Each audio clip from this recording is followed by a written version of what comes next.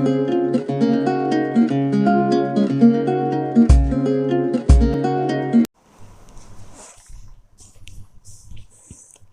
Friends, स्वागत है आपका आपकी अपनी कॉलेज बुक चैनल पर।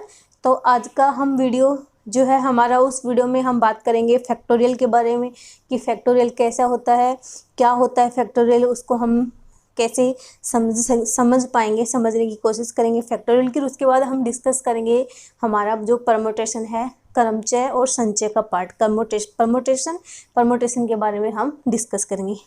तो हम पहले बात करते हैं किसकी, फैक्टोरियल की, फिर हम बात करेंगे परमुटेशन यानी कि क्रमचय की। अब देखो, जो हमारा फैक्टोरियल है वो क्या होता है। फैक्टोरियल क्या हो जाएगा आपका, जो स्टार्टिंग के आपके पास n नेचुरल नंबर है, यानी कि पहले या स्टार्टिंग के जो n नेचुरल नंबर हैं, उन n नेचुरल नंबर का प्रोडक्ट ही क्या कहलाता है आपका फैक्टोरियल। आपके पास n नंबर है, उन n नंबर, या फिर हम बोल सकते हैं कि स्टार्टिंग के जो प्राकृत नंबर हैं n, उन n प्राकृत नंबर का मल्टीपल ही क्या कहलाएगा हमारा फैक्टोरियल। कैसे, जैसे कि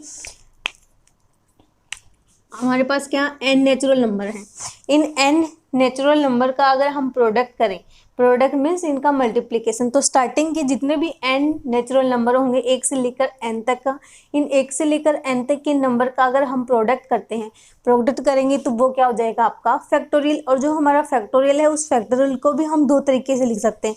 कुछ लोग फैक्टोरियल को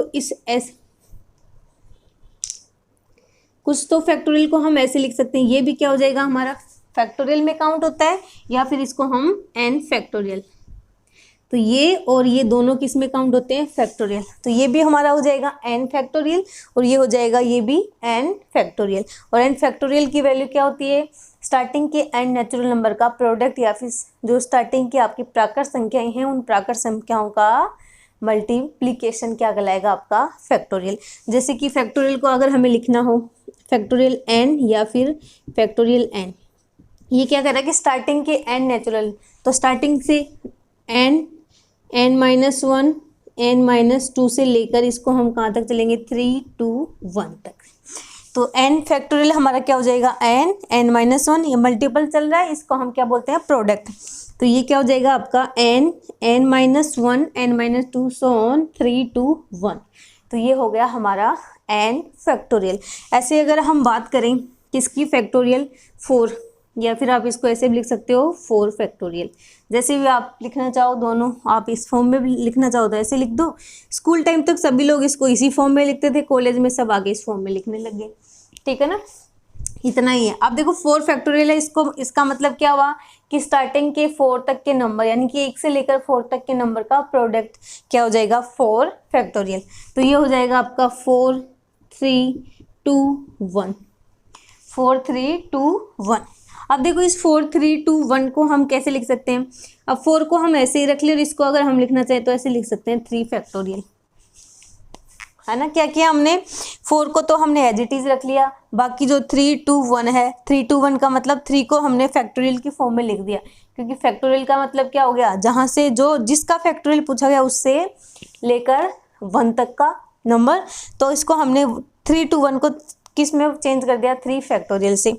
देखो यहाँ से हमें क्या पता लगा कि हमारे यहाँ फैक्टोरियल कितना था 4 फैक्टोरियल को हमने किस फॉर्म में लिख दिया 4 फैक्टोरियल 3, या फिर इसको देखो हम ऐसे भी लिख सकते हैं ना, यानी 4 फैक्टोरियल 4 -3, सॉरी 4 -1, 4 -1, यानी कि जो नंबर था उससे एक कम फैक्टोरियल में आ गया। तो इसी तरह अगर हमें n को लिखना हो तो n को हम कैसे लिख सकते हैं, है हमारे पास क्या n फैक्टोरियल। तो यहाँ से अगर हम देखें तो n तो आपका एज इट इज, और क्या कम आ रहा है, जो वैल्यू थी उसमें से एक कम, तो इसको हम लिख देंगे क्या n-1। तो अगर हमारे पास n फैक्टोरियल है तो उसको हम दूसरा तरीके से कैसे लिख सकते हैं n फैक्टोरियल n-1। चाहे तो हम आगे का भी ले सकते हैं इसको, लेकिन ये आपको यहाँ तक हो जाएगा क्योंकि n की वैल्यू इधर आ गई और 1 से लेकर n-1 तक का मान कहाँ आ गया आपका उस फैक्टोरियल के अंदर। तो ये था फैक्टोरियल क्योंकि हम परमुटेशन और कॉम्बिनेशन और परमुटेशन जब पढ़ते हैं तो उससे पहले हमें फैक्टोरियल क्या होता है उसके बारे में पता होना चाहिए, क्योंकि हम परमुटेशन और कॉम्बिनेशन के अंदर क्रमचय और संचय के अंदर इस जो फैक्टोरियल है आपका फैक्टर है इसका यूज होता है। तो पहले आपको फैक्टोरियल क्या होता है उसको हम कैसे लिख सकते हैं उसके बारे में पता होना चाहिए। तो ये था आपका फैक्टोरियल का। इसी तरह अगर आपको 5 दिया तो आप 5 से लेकर 1 तक का क्या कर दोगे प्रोडक्ट, यानी कि उनका मल्टीप्लाई करोगे तो उस 5 की वैल्यू आ जाएगी। अब देखो इसको चाहें तो हम इसको ऐसे सोल्व कर सकते हैं। आगे इसकी वैल्यू क्या हो जाएगी 4 × 3 × 2 × 1। इसको मल्टीप्लाई करेंगे तो कितना हो जाएगा 4 × 3 कितना आ जाएगा 12, 12 का इंटू करेंगे 2 से तो कितना आ जाएगा 24। तो आप चाहो तो इसका आंसर भी लिख सकते हो सीधा 24। तो हमारे पास कितनी आ गई 24। ऐसे अगर आपको फैक्टोरियल करना हो किसका, फैक्टोरियल 6 का करना हो तो इसको भी आप कैसे कर दोगे 6, 5, 4, 3, 2, 1। अब इन सभी का इंटू कर देना, मल्टीप्लाई कर देना, मल्टीप्लाई करके जो आंसर आ जाएगा वो हमारा इस फैक्टोरियल 6 की क्या आ जाएगी वैल्यू। तो ये था फैक्टोरियल। अब हम बात करते हैं परम्यूटेशन।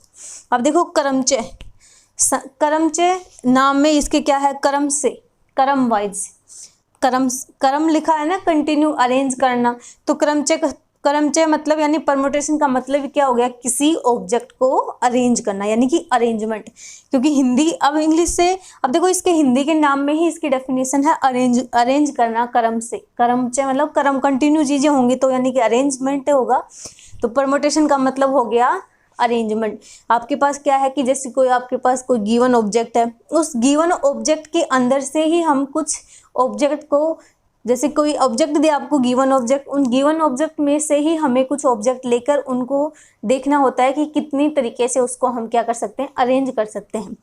या फिर आप ऐसे मान लो कि आपके पास n ऑब्जेक्ट हैं, उन n ऑब्जेक्ट में से ही हमें r ऑब्जेक्ट निकालने हैं, और n ऑब्जेक्ट में से जो r ऑब्जेक्ट निकाले उस r ऑब्जेक्ट को बिना रिपीटिशन के, रिपीट नहीं होंगे, बिना रिपीटिशन के उन r ऑब्जेक्ट को हम कितने टाइप से अरेंज कर सकते हैं, वो हो जाएगा आपका परमुटेशन। परमुटेशन फिर से देख लो, n है आपके पास, n में से अगर n ऑब्जेक्ट में से r ऑब्जेक्ट को हम बिना रिपीट किए कितने तरीके से उसको अरेंज कर सकते हैं, वो है आपका क्या परमुटेशन। अब इसका देखो फॉर्मूला हो जाएगा सीधा ही परमुटेशन का।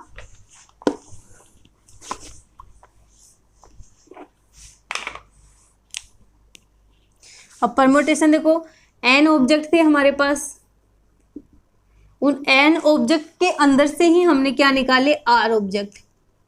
अब हमें देखना है कि ये जो r ऑब्जेक्ट हैं हमारे, इन n out of n object में से जो r ऑब्जेक्ट लिए हमने, इन r ऑब्जेक्ट को हम बिना रिपीट किए कितने टाइप से अरेंज कर सकते हैं, और वो जो सॉल्यूशन है अरेंज करना वो क्या कहलाएगा आपका परमुटेशन। क्योंकि परमुटेशन में हम ऑब्जेक्ट को अरेंज करते हैं, क्योंकि परमुटेशन का नाम ही क्या होता है अरेंजमेंट, चीज़ों को क्रम वाइज अरेंज करना, उसमें रिपीटिशन नहीं होगा। तो वो क्या हो जाएगा आपका, या तो उसको आप लिख सकते हो n ऑब्जेक्ट में से परमुटेशन p, r ऑब्जेक्ट को हमने निकाला, अब हमें देखना है कि उनको कैसे अरेंज कर सकते हैं। तो वो क्या हो जाएगा n factorial upon n minus r factorial. क्योंकि देखो ये हमने क्यों किया, अब इन्हीं n ऑब्जेक्ट में से हमने ये r ऑब्जेक्ट निकाले। अब इन n ऑब्जेक्ट में से हमें देखना है जो r ऑब्जेक्ट थे उनको कितने टाइप से अरेंज कर सकते हैं। अब इन n में से r निकालिए, आउट ऑफ कितना था n में से देखना है कितने, n में से हमने r निकाल दिए। अब देखेंगे कि वो कितनी टाइप से उसको हम अरेंज कर सकते हैं। तो ये क्या हो जाएगा आपका परमुटेशन का फॉर्मूला, कौन सा, जब क्या हो रिपीटिशन अलाउ ना हो, कि रिपीटिशन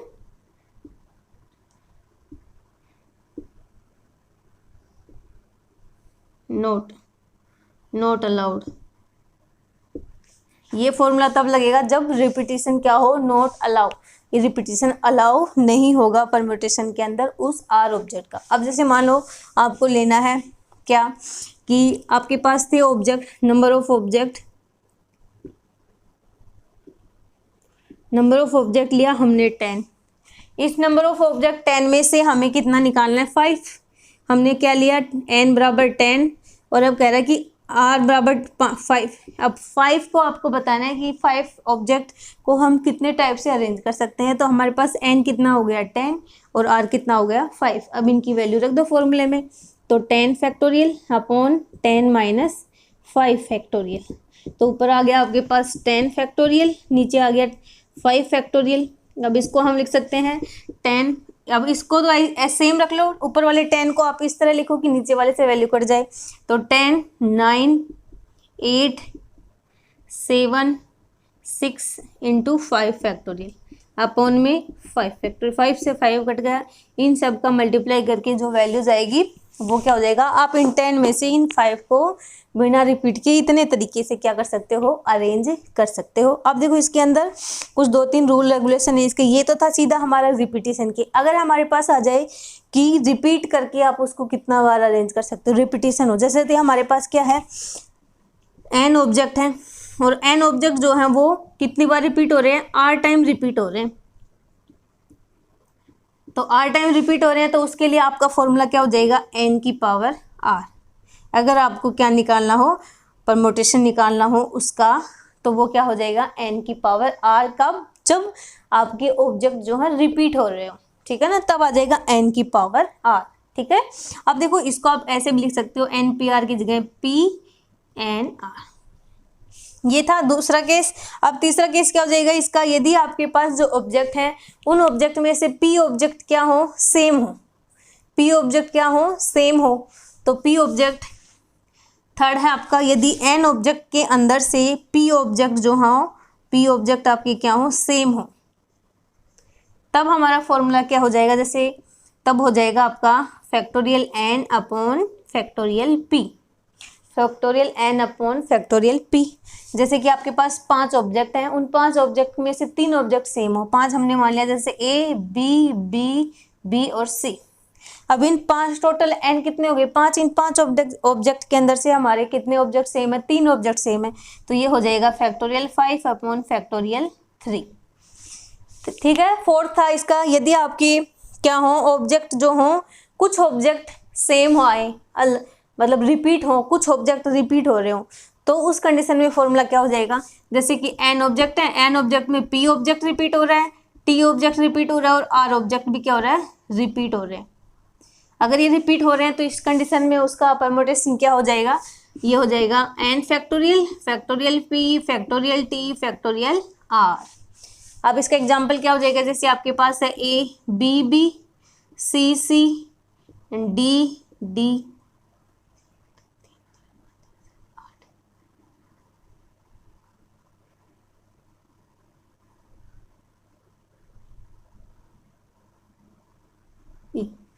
जैसे ये है हमारा क्वेश्चन। अब देखो इसमें से बी भी रिपीट हो रहे हैं, सी रिपीट हो रहा है और डी भी रिपीट हो रहा है, यानी कि हमारे कुछ ऑब्जेक्ट हैं जो रिपीट हो रहे हैं। तो उस कंडीशन में टोटल एन कितना, 1 2 3 4 5 6 7 8 9 10, यानी कि तो फैक्टोरियल 10 रिपीट हो रहा है, बी 2 टाइम, ये रिपीट हो रहा है 3 टाइम और ये रिपीट हो रहा है 3 टाइम। तो इस तरह उसका क्या आ जाएगा, परमुटेशन। तो ये था हमारा परमुटेशन का।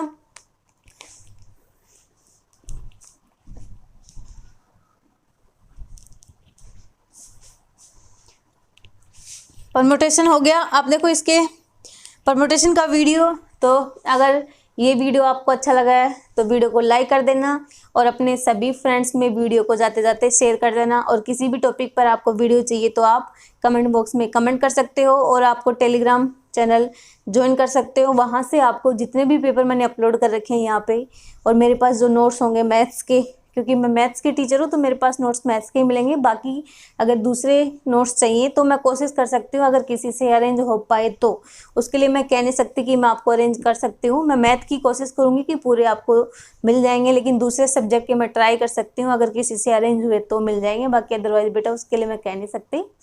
तो आप टेलीग्राम चैनल को ज्वाइन कर लेना और वीडियो को शेयर ज़रूर कर देना सभी फ्रेंड्स में। And thank you for watching.